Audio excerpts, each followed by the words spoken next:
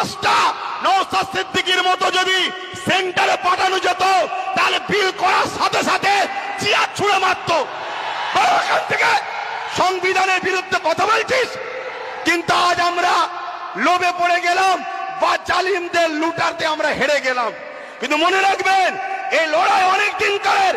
আগামী দিন অস্তিত্ব বাঁচাবার জন্য যেমন আমাদেরকে রাজপথে সংবিধানের অধিকার নিয়ে লড়াই করতে হবে, ঠিক তেমনি সংবিধানের অধিকার নিয়ে নিজেদেরকে বাঁচার জন্য, নিজেদের অকাপ বাঁচাবার জন্য একটা চেয়ারের পায়ারও দরকার আছে না নাই? জোর আছে না নাই? মনে রাখবেন আমাদের ঘরে এখানেও দরকার, ওখানেও পাঠাতে হবে। যখনই সংবিধান বিরোধী কিছু কথা হবে তখনই তারা লড়বে। আজকে বলুন আব্বাস সিদ্দিকী ভুল করেছিল? ভুল করেছিল। এই গত দুদিন আগে পার্লামেন্টে আমার পশ্চিম বাংলার বিধানসভায় ওয়াকফ নিয়ে আলোচনা হচ্ছিল। বড় বড় দাঁড়িয়ে রাখা মৌলী সাহেব কলকাতায় দাঁড়িয়ে বড় বড় ফুটানি দিচ্ছিল, ওর মধ্যে ঢুকে একটা ওয়াকফের পক্ষে কথা বলেনি, একটাও কথা বলেনি। আমি আপনাকে রিপোর্ট বলে যাচ্ছি, কেন?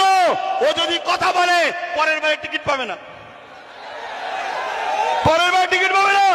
তাহলে এইরকম যদি মুনাফিক মুসলমান আমাদের মাথায় বসে থাকে তাহলে আমাদেরকে লুট